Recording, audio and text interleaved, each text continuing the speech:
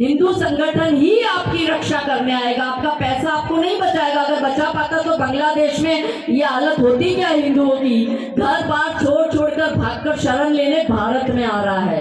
पाकिस्तान का हिंदू भारत में आया, बांग्लादेश का हिंदू भारत में आया, अफगानिस्तान का हिंदू भारत में आया, कश्मीर के हिंदू भी अलग अलग जगह शरण ले रहे हैं, पर भारत के हिंदुओं ने सोचा वो कहाँ शरण लेने जाएगा। तो इस मात्र एक देश हमें मिला, इसकी रक्षा करने का दायित्व भी हमारा है। थे चले इतिहास लिखने, मृत्यु से घबरा रहे हो, चाहता बलिदान है रण और तुम घर को आ गए हो। ये अहिंसा मात्र है, ये अहिंसा मात्र ब्रह्म है, शत्रुओं का जाल है ये, मान लो तुम बात मेरी, हिंदुओं का काल है ये। यदि अहिंसा पूज्य होती श्री कृष्ण क्यों गीता सुनाते, और शांति हेतु युद्ध निश्चित भेद क्यों हमको बताते। कायरों की भांति तुम क्यों युद्ध से कतरा रहे हो, चाहता बलिदान है रण और तुम घर को आ गए हो। प्रतियोगी परीक्षा की तैयारी के लिए कहीं और जाने की जरूरत नहीं। राजस्थान की नंबर 1 कोचिंग आधार क्लासेस झुंझुनू, जहां अनुभवी शिक्षकों के मार्गदर्शन में पिछले 4 वर्षों में 500 प्लस सिलेक्शन हुए हैं। नए बैच शुरू हो चुके हैं, आज ही जुड़े। जो आपकी शक्तियां है वही तो हमें मिली है। हम सब ऊर्जा का वो स्रोत है जो आज इस सभागार में एकत्रित हुआ है। हम सब वो शक्ति पुंज है कि आज हम अहिल्या माता को याद कर रहे हैं। हमारे आने से पहले यहाँ मंच पर प्रस्तुतियां हुई है, पन्नाधारी की प्रस्तुति हुई, अहिल्या माता की प्रस्तुति हुई, उन सब योद्धाओं की प्रस्तुति हुई। वो क्यों करने की आवश्यकता पड़ी? क्योंकि अपने अंदर जो ये डर पैदा हो गया है, उस डर को हम भगाए और एकत्रित होकर, संगठित होकर, जो हमारे वीर वीरांगनाओं ने इस धरती के लिए बलिदान दिया, उनके जीवन चरितार्थ से हम कुछ सीखकर हमें जो ये मात्र एक देश मिला है भारत, उसकी रक्षा करें और अपने धर्म की रक्षा करें। क्योंकि धर्म बचेगा तो ही देश बचेगा, नहीं तो सिर्फ अवशेष बचेगा। कृष्ण बचेंगे, राम बचेंगे, चारों पावन धाम बचेंगे। तो इस धर्म की रक्षा के लिए हमें कार्य करना है। तब दीदी आप ये कहते हैं हम कर रहे हैं, हम अकेले कर ही नहीं रहे। हम तो मात्र एक वो छोटी सी गिलहरी है जो इस राम के कार्य में लगी हुई है। हमारे जैसे तो अनेक लोगों ने इतने बलिदान दिए, इतने धार्मिक संगठन, सामाजिक संगठन, हिंदू संगठन के हमारे भाई बहनों ने बलिदान दिए। गुमनामी की मौत वो मारे गए। उन्होंने कभी समाज से कोई अपेक्षा भी नहीं रखी कि समाज हमें कुछ दे। उन्होंने सदैव समाज को दिया और ऐसे करके उन्होंने बलिदान दिया। तो हम कुछ नहीं है। जो आपने हमारा परिचय दिया दीदी, वो भी कुछ नहीं है। इस सभागार में बैठे जो समस्त हमारे भाई बहन हैं, जो आप है वही हम हैं। आपकी शक्ति ही हमारे पास है, आपके दिए हुए आशीर्वाद से ही हम आज यहाँ पर है। और अब जब मैं परिचय दे रही हूँ, तो दीदी आपने मेरा परिचय दिया, लेकिन मैं आप सबका परिचय दे रही हूँ। विश्व के प्रत्येक हिंदुओं का परिचय दे रही हूँ, भारत के प्रत्येक सनातनियों का परिचय दे रही हूँ, और इस सभागार में उपस्थित समस्त माताओं का परिचय दे रही हूँ कि कौन हूँ मैं। और जब जब मेरी बात में मैं आएगा तो आप समझिएगा कि मैं आप सबकी बात कर रही हूँ। कि कौन हूँ मैं? कि मैं सत्य सनातन सी पावन, मैं सत्य सनातन सी पावन, मर्यादित हूँ सदियों से, मैं तन मन से हिंदू हूँ, मैं भारत माँ की माटी हूँ। मैं वेदों का अमर ज्ञान, मैं वचनों की परिपाटी हूँ, मैं युद्धों का अर्जित फल, वीरों की हल्दी घाटी हूँ। कि मैं वंदे मातरम गीतों में, मैं वंदे मातरम गीतों में, मैं गीता का ज्ञान भी हूँ, मैं गायत्री हूँ मंत्रों में, मैं शंकर का शमशान भी हूँ। कि मैं चक्र सुदर्शन केशव का, मैं चक्र सुदर्शन केशव का, मैं पांचाली का मान भी हूँ, मैं सीता रुक्मणी सावित्री, मैं नारी की पहचान भी हूँ। कि मैं भारत की पावन माटी, साक्षी हूँ अभिमानों की, मैं तन मन से हिंदू हूँ, मैं भारत माँ की माटी हूँ।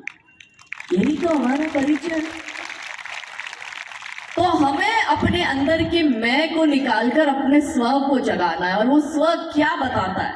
कि स्व से स्वराज, स्व से स्वधर्म, स्व से स्वदेशी और स्व से स्वावलंबन को जागृत करना है। और जो छत्रपति शिवाजी महाराज के स्व के सपने थे, उस सपने को हमें यथार्थ करके दिखाना है। जो अहिल्या माता के स्व के सपने थे उसको यथार्थ करके दिखाना है। पर आज क्यों आवश्यकता हो गई कि हम आज इधर बैठकर भारत के भविष्य के निर्माण पर चर्चा कर रहे हैं, अहिल्या माता के बलिदान पर चर्चा कर रहे हैं, एक नारी शक्ति को याद करते हुए अपने अंदर की शक्ति को जगा रहे हैं। शक्ति तब जागरूक करनी पड़ती है जब शक्ति मर जाती है, और हमारे अंदर की ये शक्तियां मर चुकी है, तब तो ना हमें आज यहाँ उपस्थित होकर जागरूक करने की आवश्यकता है। जो हमारे इतिहास में हमारे पूर्वजों ने जो बलिदान दिया, क्या हमने उसको याद रखा? क्या हम उनके आचरण को अपनाए? क्या जो उन्होंने हमें सिखाया क्या वो हम सीख पाए? नहीं। हमने देश को तो आजाद करवा दिया, ऐसा हम कहते हैं कि हम आजाद हो चुके हैं, पर हम आज भी गुलाम हैं।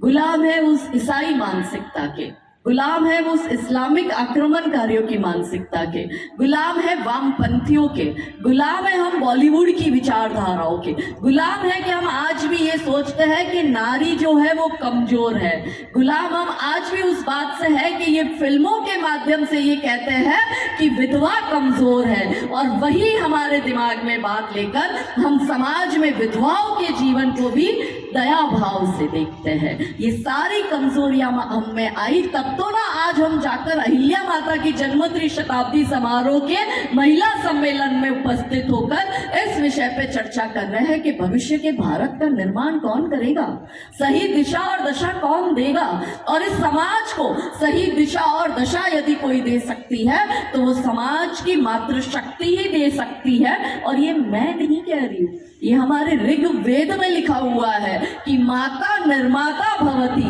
माता समाज की निर्माता होती है, भावी पीढ़ी की वो जननी होती है, समाज को उचित दिशा और दशा दिखाने का कार्य माता का होता है। और मनुस्मृति में लिखा है कि माताओं के पास इतनी शक्ति है कि यदि वो उस शक्ति का सदुपयोग करे तो वो अपने समाज का उद्धार कर सकती है, और वो यदि अपनी शक्तियों का दुरुपयोग करे तो वो समाज का विनाश भी कर सकती है। और परिस्थितियों का निर्माण आप ये देखिए कि पिछले कुछ वर्षों में ऐसा हुआ कि हम हमारे योद्धा नारियों की गौरव गाथा को भूल चुके, हम बॉलीवुड की इन नाचने वाली हीरोइनों को देखकर खुद को नारी शक्ति का प्रतिबिंब कहने लगे। हम हाथ में कटार लेकर युद्ध करने और संघर्ष करने के वो इतिहास को भूल चुके और हाथ में मोबाइल लेकर अश्लील गानों पर नृत्य करने लगे।